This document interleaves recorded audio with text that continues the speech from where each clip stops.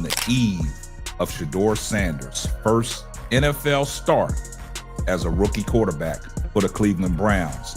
Now, all of a sudden, Kevin Stefanski's whole demeanor has changed surrounding around Shedeur Sanders. I tell you, man, Kevin Stefanski's last-minute preparation before they get on the plane to head to Las Vegas, he had an interview and he was talking on the Browns I almost didn't survive this, because the moment Kevin Stefanski switched up his whole vibe on Shedeur Sanders, the NFL timeline basically caught fire.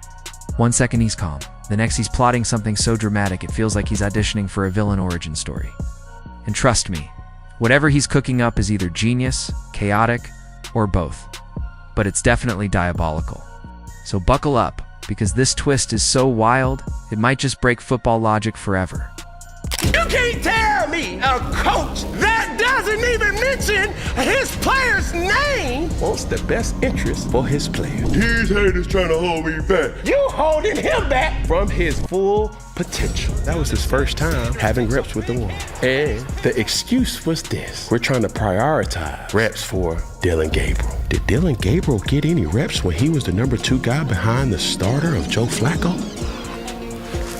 If you're enjoying, please subscribe Shedeur Sanders to the channel. It helps more than you think. Asterisk, the eve of Shedeur Sanders' first NFL start should have been the calm before the storm kind of moment. The kind where everyone quietly holds their breath and hopes. The rookie doesn't get folded into a pretzel by Max Crosby. And Kevin Stefanski, he said some things about Shedeur Sanders that raised my eyebrows. And I'm saying to myself, why all of a sudden you have changed your whole demeanor surrounding around Shedeur Sanders? So I got to thinking. Shedeur Sanders was named QB1 because Dylan Gabriel was put in concussion protocol. But Cleveland couldn't even have that moment of peace, because Kevin Stefanski decided this was the perfect time to switch his entire personality like someone who got bitten by a radioactive quarterback whisperer. So here's some new information that might finally start to clear up all of the questions and speculation surrounding Shedeur Sanders and Dylan Gabriel and the quarterback situation in Cleveland with Kevin Stefanski. This is from Albert Breer, called into 92.3 The Fan in Cleveland the other day, and he said from his understanding, Kevin Stefanski reportedly privately told offensive coaches on his staff that this would be a scheduled red shirt season for Shedeur. 1 week he's neutral, monotone, and shaped exactly like a spreadsheet. The next, he's sounding like he discovered the meaning of life in Shedeur's footwork. Something happened, something diabolically, and whatever it is, he didn't even try to hide it. I've said this before and I'll say it again. I do not think Kevin Stefanski wants Shedeur Sanders to succeed in Cleveland. The reason being is, don't tell me what he said, don't tell me what he's saying. I'm going off of actions. All right, let's go off actions. The actions is, if I'm Shedeur, or if I'm a Shedeur Sanders fan, I would not want him to take the field, because that's going to consistently be the display we're going to see. It doesn't matter if it's Deshaun Watson, it doesn't matter if it's Shedeur Sanders, it doesn't matter if it's Dylan Gabriel, it doesn't matter if it's Dan Orlovsky, it doesn't matter if it's... It started earlier in the week, when apparently the universe spun the wheel of NFL chaos and landed on Dylan Gabriel, concussion protocol. That alone was enough to make Browns fans clutch their chests like someone unplugged their life support machine. Then out jogs Shedeur, no warm-up, no warning, no starter reps, nothing but raw talent and the type of confidence usually reserved for people who don't read Yelp reviews before choosing a restaurant. He gets thrown into the second half against Baltimore, a team that specializes in causing regrets. And instead of melting into rookie goo, he actually shows promise. Real promise. The kind you don't need a microscope to detect. The Browns coaching staff probably expected him to panic, stutter, hyperventilate, or spontaneously combust. Instead, they got poise. The fans got hope. And Kevin Stefanski got feelings? That alone is shocking. The man usually speaks in 5-second blocks of emotionless coach speak. Like someone programmed him with a firmware update called Medium Enthusiasm Patch. But suddenly, this week, he's different. Not nuclear happy, but suspiciously energized. like someone slipped espresso into his hydration bottle. And then it dropped. Shedeur was officially named QB1 for the Raiders game, not a temporary placeholder, not an emergency stopgap. QB1. A title he earned after a grand total of half a game and 0 first-team reps. That alone was wild enough, but what came next was even wilder. Stefanski seemed thrilled. Genuinely thrilled. The same man who always looks like he's mentally calculating third down scenarios suddenly had sparkles in his eyes. See? The truth slipped out. Shedeur wasn't getting first-team reps all preseason, all camp. All OTAs, nothing. Not one. Great returners, good core. So it's going to be quite the challenge, and we got to go to school on this football team and understand their schemes, understand what they're trying to do on any given down. So that's where we're getting started. Shedeur is going to start at quarterback. Dylan is still in the concussion protocol. He is improving, but obviously we got to put a plan together for all of our players, all of our offense, our defense, our special teams, plan of attack, and give our guys a chance to go execute. He was essentially practicing like a designated survivor. There just in case, tucked away in a padded room until the country fell apart. But now he's running with the ones, looking comfortable, commanding the offense, and making the team look at him like, well, dang. It turns out all he needed was the actual starters to prove he might be one of them. And Stefanski has finally seen what everyone outside Berea has been screaming for months. The throws. The presence. It to come. The stuff that makes defensive coordinators whisper, "Oh no," under their breath. You can practically picture Stefanski at practice watching Shedeur. Sling passes like a man watching his kid ride. A bike without training wheels for the first time. Proud, surprised, a little terrified. All wrapped into one. Shedeur's receivers can feel it too. The old line notices. The energy around him looks less like a rookie trying not to drown, and more like someone quietly deciding he's the captain now. It's subtle, but unmistakable. And apparently Stefanski noticed every bit of it. That's when the demeanor shift started happening, like a slow-motion transformation into a completely different human. By the time Stefanski sat down for the Browns preview interview, he couldn't hide it if he tried. The man was practically vibrating. His voice had a layer of excitement his face could barely restrain. He spoke like someone who suddenly understood that his future job security might actually depend on the kid. Didn't give any starter reps to. After Flacco's trade and Dylan Gabriel's struggles, it certainly seems like other prominent members of the organization want to see what they have. And that, to me, would indicate Andrew Berry trading away Joe Flacco when Kevin Stefanski made Joe Flacco the QB2 behind Dylan Gabriel instead of Shedeur Sanders. So how do the Browns get Shedeur Sanders moved up the depth chart? Simply remove Joe Flacco from the equation. It seems to me like there is no longer alignment on this situation between the coaching staff and the front office. And now he's praising his preparation, admiring his work ethic, studying his mechanics, complimenting his details. The same details that were allegedly invisible 5 minutes ago. And let's be honest, this is classic coach behavior when they realize they might have misjudged a player. There's a subtle panic, a quiet scramble to rewrite the history books and act like they always believed. Stefanski might not be saying it out loud, but the energy is screaming. I've loved Shedeur this whole time. I absolutely, definitely didn't overlook him. Nope, not me. It's the coaching equivalent of pretending you always liked a song after it goes viral. Suddenly, he's selling the idea that Shedeur has been working behind the scenes non-stop. Grinding quietly, doing all the little things, mastering the details. Which is all true, but Stefanski definitely didn't sound this impressed before. You don't go from "we'll see" energy to twinkle in the eyes unless something major changes. And that something is likely watching Shedeur take actual first-team reps and realizing you might have accidentally kept your best quarterback on the practice shelf like some forgotten clearance item. Meanwhile, the Raiders game looms. Las Vegas. On the road. Shiny stadium. Max Crosby's unholy aggression. Pete Carroll trying to turn the Raiders into a functioning football team after inheriting chaos. Two teams with matching 2-8 records. Which sounds depressing until you realize everyone's tuning in for one reason: Shedeur's first real showcase. Expect cameras everywhere. Expect the broadcast turning into a Shedeur documentary. The thing I will respond to Albert Breer with is, of course he didn't look ready. He wasn't prepped to be ready. He wasn't ever given a single rep with the starters, and so obviously that's why he was not, quote-unquote, looking ready. But he at least had to admit that Shedeur did have a couple good throws, right, some flashes. And so I think it's kind of hard to judge that half of football as a debut. But the Expect someone in the production truck crying because they have too many highlight angles. And Stefanski knows it. That's the funny part. He knows the whole world is about to watch this kid. He knows the hype is real. He knows the energy around the Browns hasn't been this wild in ages. And suddenly, he wants to be part of the story. Or at least part of the credit.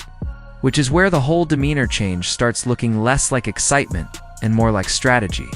The man is smoothing his posture. He's adjusting his tone. He's choosing words like someone defusing a bomb. He's covering the ground carefully. Too carefully. Like he's trying to place himself in the perfect position to say, I always saw this in him if Shedeur pops off on Sunday. It's not malicious. It's just competitive coaching politics. Nobody wants to be the guy who overlooked a breakout star, and that's what makes this whole twinkle in the eyes thing hilarious. It feels like Stefanski wants us to believe he's always known Shedeur had this in him. Despite the fact that Shedeur was basically treated like the NFL's quiet understudy all summer, it's like watching someone pretend they always believed their neighbor's kid would become a millionaire right after the kid launches a successful company. Then again, maybe Stefanski genuinely got excited. Maybe he watched Shedeur run first-team drills and got hit by the spiritual revelation that this kid might carry the franchise in his hands. For Sanders, making his first career NFL in Vegas against the Raiders, starting in relief of fellow rookie Dillon Gabriel, who's in the league's concussion protocol after their loss against the Ravens. Here was Shedeur yesterday about his highly anticipated first NFL start. I know our fans have a lot of expectations and hope, and I would be doing a disservice to myself and disservice to the organization if I didn't feel like I am the guy. I'm just excited for everything. So, I feel like I'm the guy. I know I'm the guy, but, you just have to be able to see. The game got to... Maybe he watched the receivers respond to him, the O-line locked in for him. The energy rose around him and thought, well, I'll be darned. Stranger things have happened. Whatever he saw, it changed him. For real, his body language gave it away. The pep in his step, the slight smile, the posture that said he suddenly had a secret he wasn't sure he should share yet, and now everyone's asking the same thing. Is he else playing checkers? Or is he simply trying not to look caught off guard by a rookie performing switched up for real? Is he trying to flip the narrative? Is he playing chess while everyone is better than expected? The switcheroo is undeniable. It's almost theatrical. The coach who hasn't cracked a smile since the Obama administration is suddenly giving off just found a golden ticket energy. And now, fans are side-eyeing him like, hold on, since when do you sound this happy about anything?